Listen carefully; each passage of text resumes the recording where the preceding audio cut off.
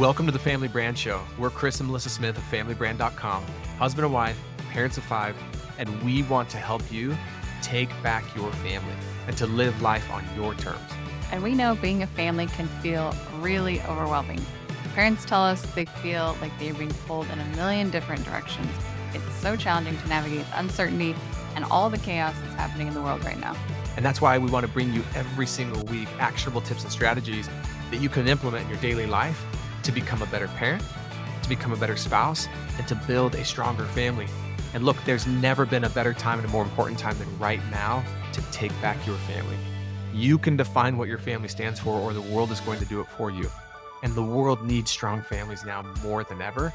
And it starts right here with your family. Okay, welcome to the Family Brand Podcast today. If you can't see this, you're really missing out because we have one of the most handsome men ever on the screen with us, Dr. Sean Cook. Sean, welcome to the podcast, man. Great to be here. Thank you, guys. So Sean and I go back, several years. I met Sean through Dr. Brian Harris, who has become a great friend of mine. He's a business partner of mine, or I'm a business partner of his. So actually it would probably be more accurate to say it. And I have this incredible opportunity to host a mastermind with Brian called the Elite Academy. Sean is a member of the Elite Academy, but Sean and I were, friends years before the Elite Academy. I think, Sean, you may have did you buy one of my original Campfire Effect story? Campfire Effect, man. I was the storytelling king after your videos, dude. Sean is like 18 hours recorded me. I like journaling. Yeah.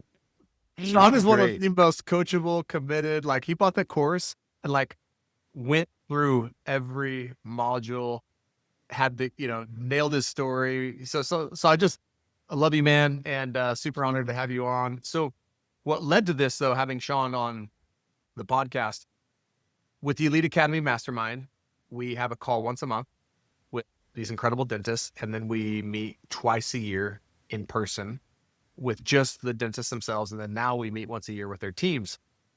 And Sean gave kind of like a 10-minute TEDx style TED Talk at the most recent Elite Academy. Blew me away because we always talk about as entrepreneurs and business owners, like mastering the 9 to 5. But Sean gave this incredible talk about mastering and owning the 5 to 9. Like, who are we when we're not at work? Who are we when we get home? So Sean, will you just tell us, like, where did the idea of mastering the 5 to 9, where did it even come from? Like, what gave you that idea? Yeah. It's just, it's been an evolution, I guess, because, as a dentist and a cosmetic specific dentist, we're taught, to really listen, because I honestly feel like listening to the person, the patient, like that's like where the real magic lives. And so you have taught me in a very different way, in a professional way, how to listen. And the first place where that crossover happened was with my relationship with my wife. And then as that started to evolve into something really cool with our relationship, we decided that we were going to change our schedule a little bit in our family in order for us to kind of create more intentional family time. Around this time, COVID happened. And so like some things had to change, scheduling wise. I was, for example, working Saturdays, and our schedule before COVID was 7 a.m. till 7 p.m. So we were busy, super busy. And I'll never forget, there was this one Saturday where I was working, and I was only supposed to work 1 or 2 Saturdays a month. But because I was like, just a go-getter, I would usually just, hey, I was always the first one in if somebody needed a leg in. So I was getting my scrubs on, and he came into the room and said, hey, Dad. He had his cleats and his shin guards on, and I'm like scrubbed up. And he's like, Dad, my soccer game's today. And I'm like, oh, shoot, bud, I'm filling in today. I'm going to miss this one. I'm so sorry. And he's like, oh, yeah, that's okay, Dad. Maybe you can get the next one. I'm like, yeah, buddy, I'll definitely make sure we get the next one. He's like, well, I really mean next year because this is the last game of the season. And I was just like, I didn't even realize that. I'm so sorry. Yeah, okay, buddy, I'm sorry. We'll do better next year. He's like, yeah, next year maybe we can do more than one game. And I just realized I'd only seen one of his soccer games. Mm-hmm. And then this like just earth-shattering realization came to me. It's like my kid was going to love me no matter what, you know, and this was the time that I had to really change the relationship. So that way, when he leaves the house, he remembers the good times that we had. And so it just became one of those moments where my whole reason for what I was even doing, why I was even going to work. And it just kind of dawned on me, like, me and my wife actually started a business before I became a dentist. And when we had our first child, that was our first kind of family business. And we didn't think about it that way. And not a lot of people do, but like we had to acquire new skills and, and figure out how to entertain and create this environment where children could grow and live. And so it was just very different. And so there came a stark shift in our focus as a couple. At this time, you guys started promoting Family Brand. It was Melissa's. I was already like in the tank for Chris's coaching elite status. Like I knew that like the enrollment narrative, this was going to be the path where I really unlocked my power as a man, as like a provider. I was so pumped about it. But then when Melissa started doing the Family Brand, it was like, whoa, put the brakes on. Yeah, let's do that and still learn how to communicate with people. But like, what about the most important tiny people in our lives? Sometimes we pour so much effort into people that we don't even have a relationship with yet, like hoping that we can get a relationship, when sometimes the people that are really starving for our attention sometimes get the leftovers after our long, really busy day of giving to others.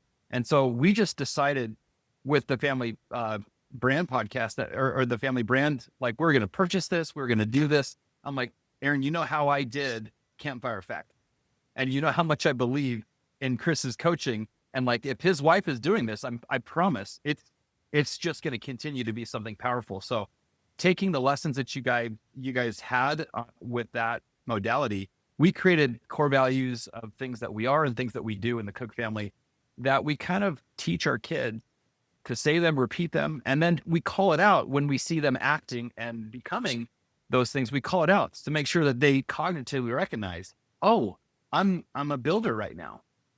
And so it reinforces this, this human value that we're hoping develops in them as adults. And honestly, this is the work that really is exciting. Like, I love my work. Don't get me wrong. Like, I'm so passionate about it, but like, this is the stuff that I'll retire one day as a dentist.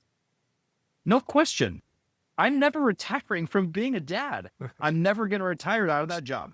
So I just thought, if I was going to develop my personal skills and creating myself to be the best provider I could as possible, like, just why am I even becoming a provider was the question I asked myself. Like, what's the purpose of just a meal ticket and some roof? Like, that's easy. Living in America, it's not hard to get food and shelter. But what is difficult is creating a relationship with your kids where when they're hurt, they come to you because you're their hero. When they're scared, when they're afraid, when they did something bad, they're running to you, confessing, because they know you're the person that's not going to judge them and help them. That's the relationship that we're developing with the program that you guys did. And honestly, it's way more fun than my 9-to-5 job. Dude, this is amazing. It's like there's so much gold in here, and I'm sure Melissa has questions and thoughts. And I know everything you said. I'm like, oh, we'll just take the transcript for this and like, yeah, I'm gonna all of our marketing copy for marketing. No, did you see the movie Hook when you were a kid growing up with Robin Williams? Oh yeah. Yeah, like legendary, right? Like, so many things about that movie that I've repeated like throughout my life, so many lines. But the one scene where he sends someone from his office to videotape his kid's baseball game. You know what I mean? And it's like, we've all had those moments where our kids are like, oh, like, so that wake up call a little bit, for you with your son and his soccer. And we've all had those, and, yeah, man, that's like, I'm not usually very motivated. I'd like to think I'm not motivated by fear. And I don't know that's the most useful thing, but one fear that does motivate me, I think, for the better is this fear of like, I just never want to wake up 10, 20, 30, 40 years from now with this like feeling that hits me like, oh, I missed it. Like I missed it. Like I can't, and sure, there's moments or seasons where I've missed things, but in the whole overall, I hope and my intention is I can wake up 10, 20, 30, 40 years from now and definitely have some things where it's like, yeah, I would have done that differently, or I would have, shown up, but man, I didn't miss it. And so, man, thanks for sharing that. That story is super authentic. Sean, will you tell us a little bit about your family before we move on? Yeah. My wife and I have I think it's the greatest love story in the world. I really do. I truly do. I'm so lucky that she met me a little bit old when I was a little bit older. If she would have known me in junior high or like early high school, it wouldn't have worked. I just wouldn't have worked. I had a lot of growing up to do. So when I met her, my friend had a big crush on her. And anyways, he invited her over to her house. I happened to show up there and he did not look at her. Like she didn't look at him the whole night. And me and her were just like connected. Like it was just like heavy energy, and like so much so that like I kissed a lot of girls, growing up. It's just something I was super comfortable with. And, and I would usually kiss like the first date, just like, let's get this out of the way. Let's just kiss really fast. That's like some kids I know. Let's just get this part out, and then we can, So anyway, so this girl and I were like super energetically like connected, and I knew that my friend had a crush on her, and that didn't bother me at all that she had attention for me and I was giving her attention. That was totally fine. But when the like end of the night came and I'm like, all right, I'm gonna kiss this girl, something stopped me. I was like, whoa, whoa, whoa. Like, can you just take a second and recognize what's happening? This is not a girl you kissed the first night. And I'm like, what kind of girl is that? That's every girl. Like I never met one before where it's like, no, don't kiss this girl the first night. I'm like, all right. So we actually it was like 3 months that we dated without kissing. And because I knew it was different. I don't know how I knew, but I knew it was different. So this was right after high school. We dated for about 8 months before I left on an LDS mission for my church. I served in Pennsylvania, Harrisburg, and every week I was gone, she wrote me a handwritten letter and mailed it. And then I did not write her every week, but I wrote her a lot, more than anybody else, including my mom. So I don't know. That was a lot. So when I got home, I knew that first when I left her, I'm like, this girl's she's so smoking hot and funny, like hilarious. She's going to be married like 3 months after I leave. But she wrote me every week I was gone. And when I came home, she wasn't married and she was still in love with me. I was like, this is a joke. Is this real life? So we ended up getting married about 6 months after I got home, and started our family in 2008. Then in 2010, we had our first child, girl, and then a boy in 2012, another girl in 2014. And then our youngest, Jack, was born in 2018. So we have 2 boys, 2 girls, and been married for 17 years in March. Yeah. So it's kind of a little bit of Awesome. how we met a little bit. And just, I feel like I just never thought somebody that beautiful would stay. I just heard all the stories. You leave on a mission, this cute girl is going to get picked up by someone else. And you're just paying for somebody else's wife at that point. So I just was shocked that she waited. And I didn't think that obviously this love story was not going to go somewhere because she was just way out of my league. But for some reason, I knew that she was going to be the one. And 4 kids later and 17 years later, we've created more happiness for each other. And she's changed me in ways that I could have never changed on my own. And for that, I'm super grateful. And it's not been easy either. Like this communication tool that Chris taught me largely was later part of our marriage. And it's stuff that it seems like common sense when you speak in a professional setting, but in a relationship, like conversations are rarely that authentic, until you have a real one. And then it's like, oh, I get it. There becomes a new layer in your marriage where it becomes like this, like it's this we over me. Sometimes it's like, well, I have to say what I want to say in order to make sure that she knows how I feel. But the truth is, once you like look at this communication pattern and realize that we're both into this, and like if we figure out what both our goals are, there's more magic that we can create together than we could ever even try to do apart. And so it just became way more fun. And that journey along communication just continued to be like, let's pour into our children now. And that's just exponentially created more happiness and fun on vacations. It doesn't matter if it's like a road trip or putting the kids to bed and reading books. Like it just exponentially makes things more interesting and fun when you know how to communicate with people that you really love and really care about. It's awesome. Talk to us about, there's so many things and I could ask, but like, where did the idea first hit you, Sean, of like, oh, the 5 to 9? Like, I mean, you've given some of it, and were you and your wife really intentional about like mapping out our 5 to 9, what we do from 5 to 9? Because I know you also spoke to like, hey, there's going to be some things that your wife can go do. There's going to be some things that you do. Yeah, talk about just like that 5 to 9 kind of idea and the strategy behind it. Yeah. Well, it came from like Brian was preaching one year really hard about like mapping out your ideal schedule for work. And I'm like, all right, I know what I would want the morning to look like. And so I got like really detailed on like idealizing the perfect day, right? And that was not the morning or the after work day. It was like the work day. Like idealize the perfect work day, and then like recognize what you're trying to do, and then with intention, try to create like action that will help this plan facilitate. And it's like really interesting when you do that. It can really it creates this perspective shift. I think that when you put attention on something, automatically it creates new possibility. Anything that has attention on it. So like when I put attention on my work schedule, all of a sudden I saw massive changes in my work schedule. I was like, this is really actually easy to put attention in something. It automatically is going to change and evolve when you add that kind of level of attention. So when my wife saw like the financial income was different because I paid different attention to like what I was doing at work, she's like, this seems to be really like unlocking something for us. We're able to do other things because I was being more intentional with my time at work.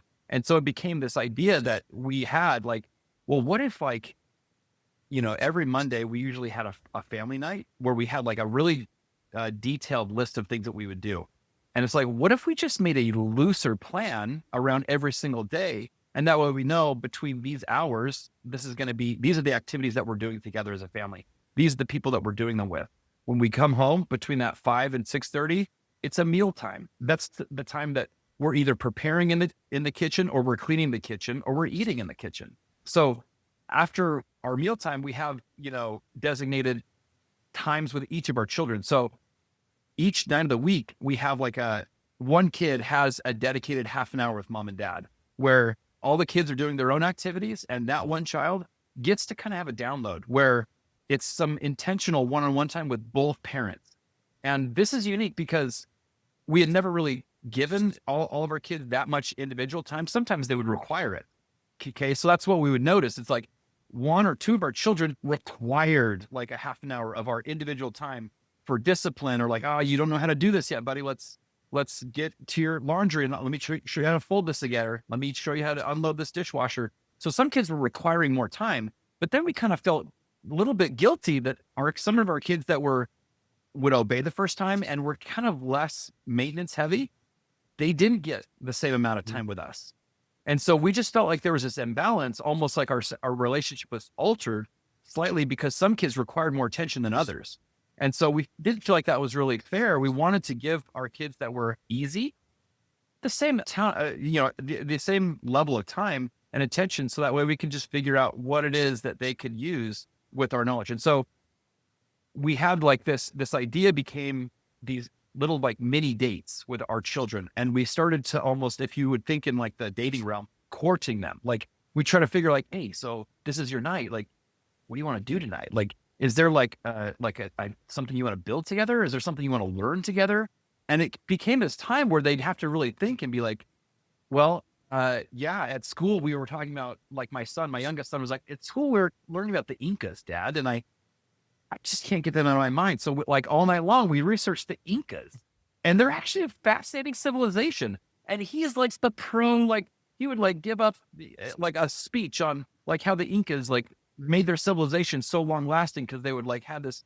And I'm like, dude, you're so weird. But it was the funnest night of his life because he felt he had 100% of our attention. Yeah. And because he got that, he like created this new superpower. And he's also, what we noticed, he's also able to emotionally give that kind of attention to kids at school too, that are maybe having a harder time. He's actually able to be like, oh, let's listen to them. Let's ask them questions and hear what they have to say.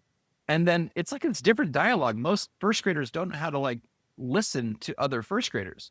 And because we're demonstrating how to listen to him, he's able to, like, we've seen this. It's interesting when he's in team sports, he can listen to kids and then break down what they say and reiterate to them. So it becomes this really fun pattern. Like kids communicating can be a really level 10 action. But if they are never demonstrated how to do it, the skill will never get developed until later in life. I had to be like 35 and meet Chris Smith to learn how to really listen with my ears. So it's just something I feel like innately that every child wants to know, but you rarely gets demonstrated by adults. And maybe that's happening in other houses. It wasn't happening in ours for sure. And it is now. It's cool. It's awesome. That is cool. I remember we had a podcast episode with, his name is Thomas McConkey, and I asked him about his history as he had moved to China for years and years and had practiced like meditation. And I was asking him, well, how do you do that with your kids? Like, how would you recommend someone begins meditating with their kids? And he was like, he basically said, I want to recommend meditating. He said exactly what you said. I would start by like practicing presence with them. And that in turn will like lead to, some of the effects of what adults get from meditation. But first he was like, I'd practice presence and listening, and just being like tuned in. So I love how you describe the effects of that for your kids. So that's interesting. So can I ask a question on that? Mm-hmm. Do you find that like, I mean, I guess, do you meditate? Do you guys meditate? Is that something you guys practice?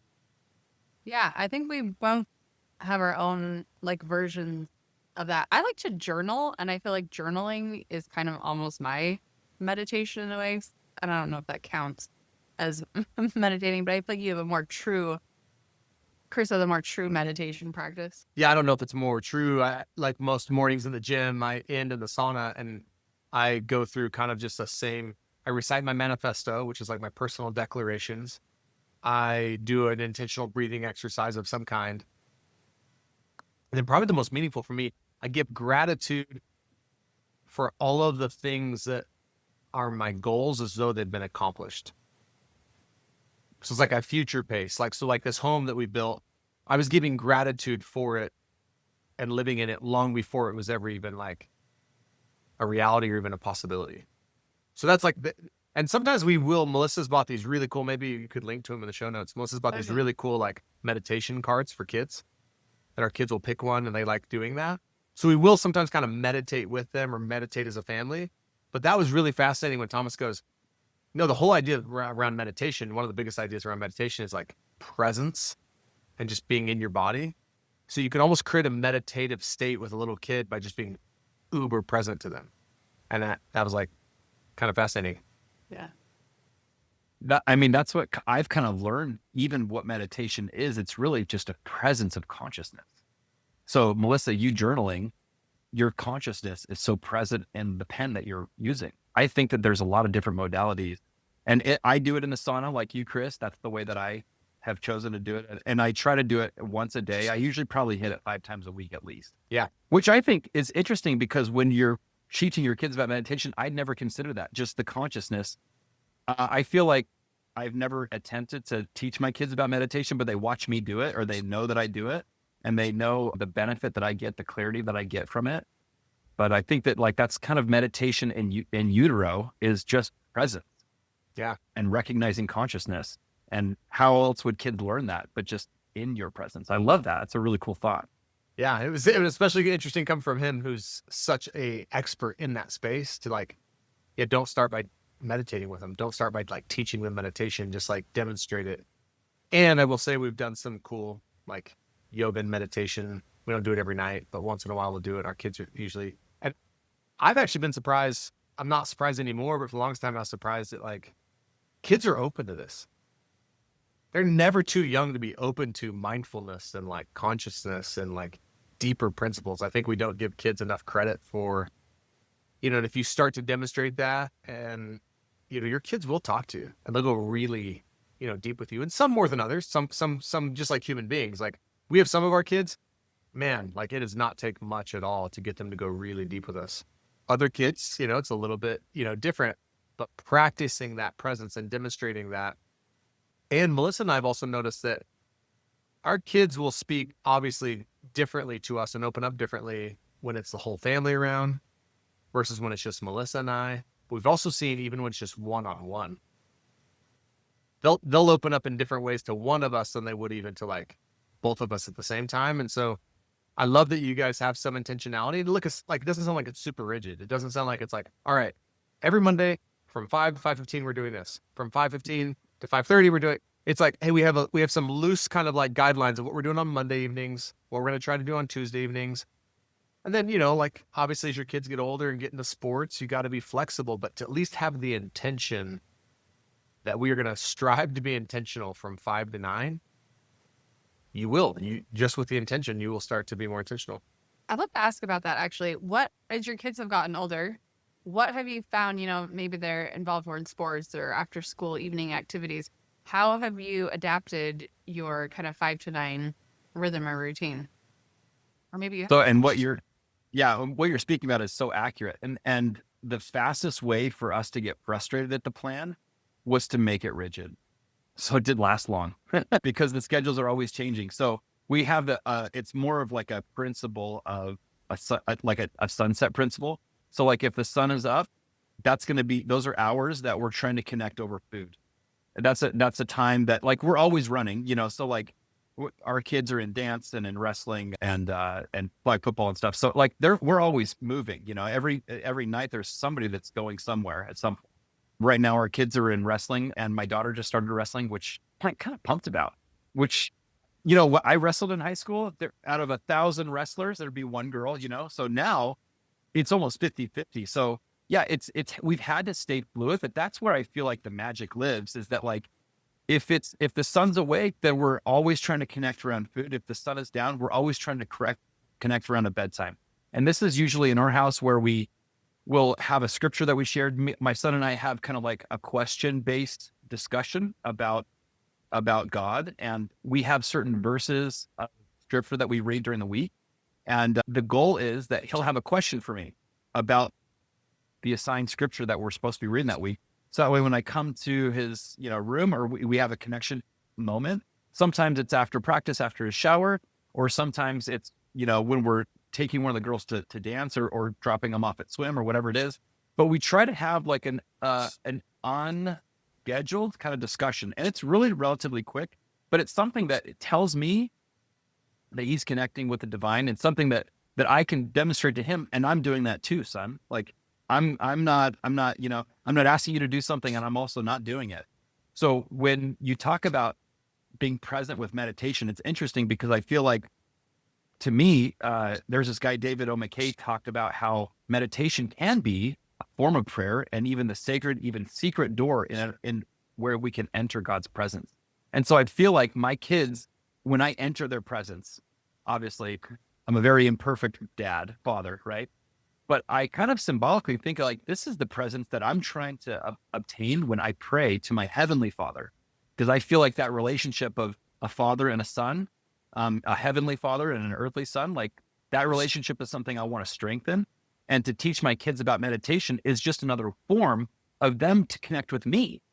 And them connecting with me is a way symbolically that they can learn about prayer, connecting with their heavenly Father. So it's just a really cool position to teach your kids that like communication isn't always through words. Like sometimes I feel like words would interrupt our communication.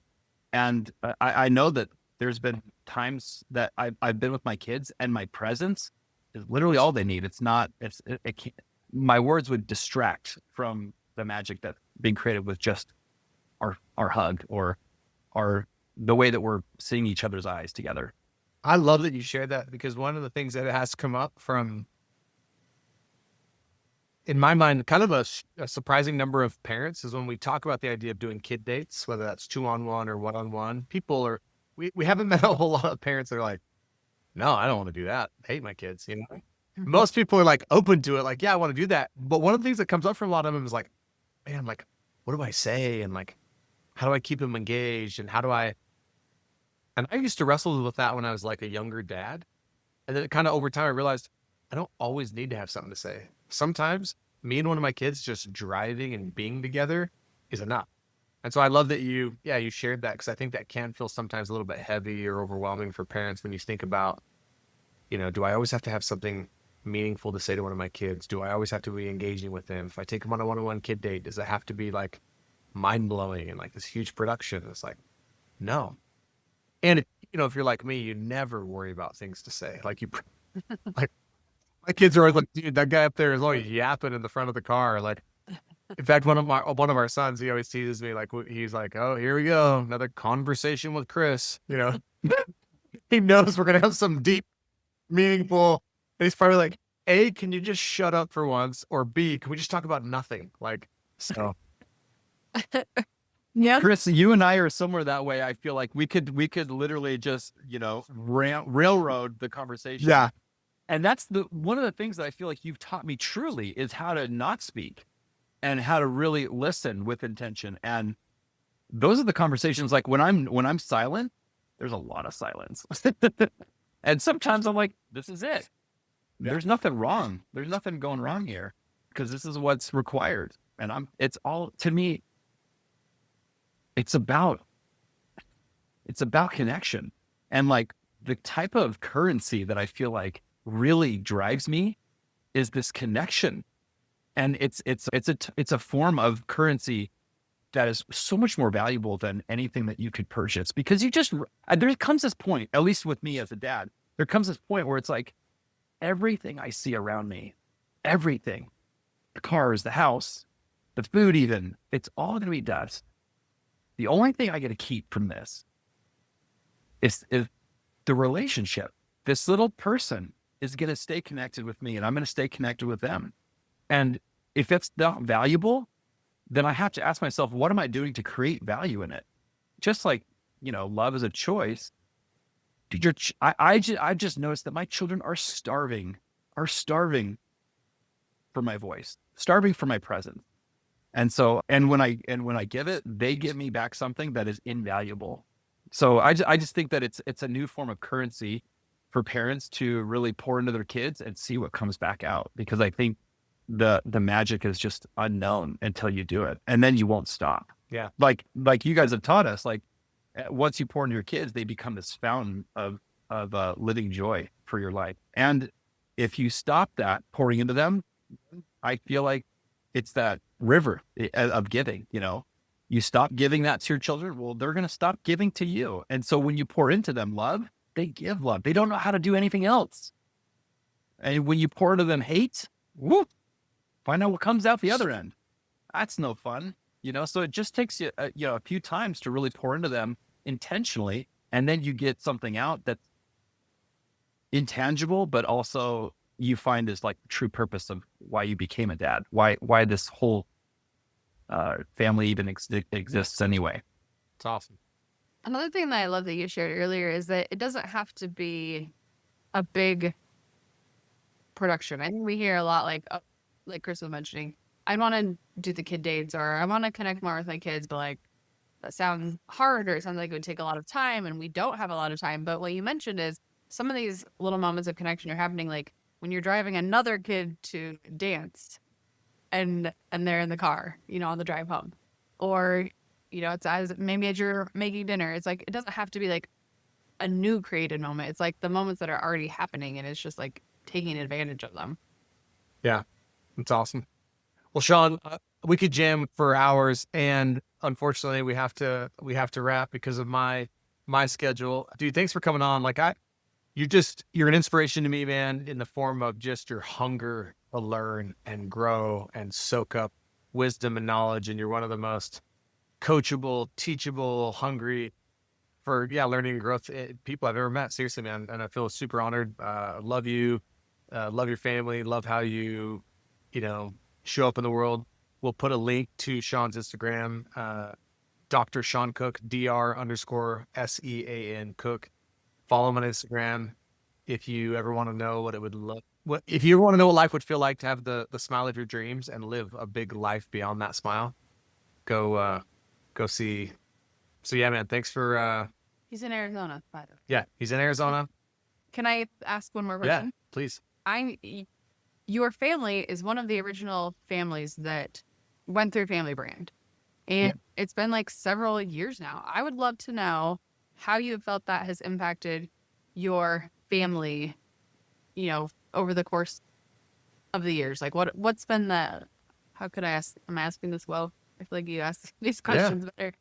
Like, what's been the impact Well, on it's your like family? sometimes it's like, we've all done things where it's like you buy something or you invest in something, and some of those things are like, oh, that was okay, or and sometimes it's like, well, I didn't really commit to it. And then sometimes there's things that are like, no, it's made a profound difference. And so, Well, I can tell you committed to it. And so I'm yeah. like, I would love to hear your experience. Like, what difference has it made for your family having that to anchor back to?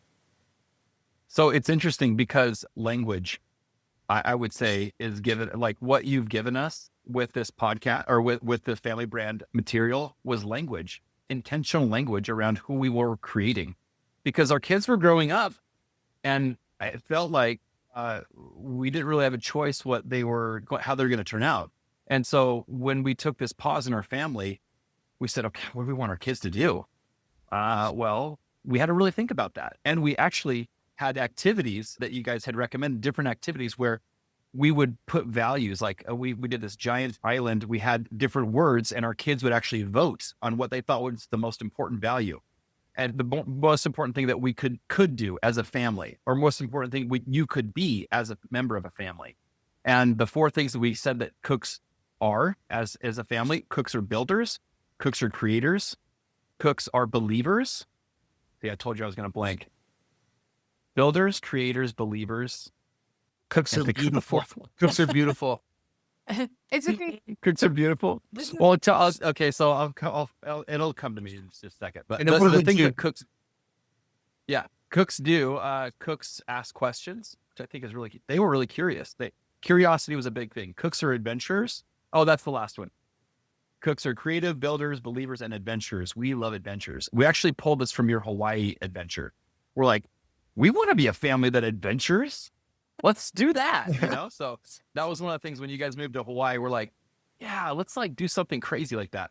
So, and then the things that cooks do, cooks ask questions, cooks give generously, cooks give second chances.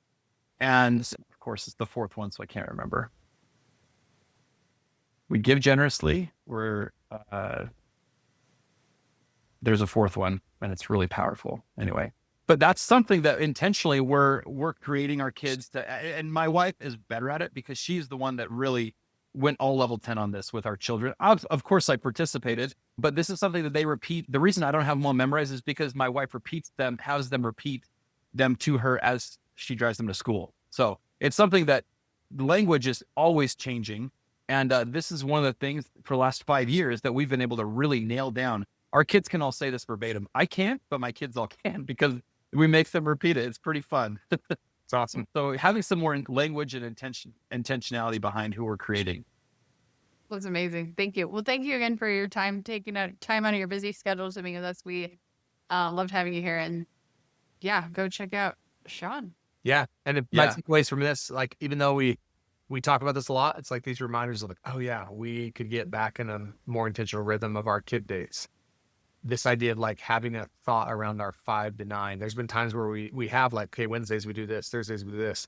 And I think we've gotten a little bit away from that and just the busyness of life. So yeah, man, appreciate you, brother. Thanks for coming on. Thank you, guys. Thanks for having me on. Appreciate it, guys. Thanks for hanging out with us today on the Family Brand Podcast. But wait, before you go, I want to give you something. It's something I stole out of our Family Brand Academy because I thought it would make a big difference for you, and I want you to have it for free, no strings attached. It's how we run our family meetings, and not just our family meetings that we have every week, but also our family check-ins, which is the system we've developed for how to connect with our kids and each other, Chris and I, every single week. And we've had some great outcomes with this. Not only have we, but a lot of families that have implemented this have as well. Actually, life-changing outcomes, if I'm being honest. You'll definitely want to get this. Go get your copy at familybrand.com/meeting, and we will catch you next time.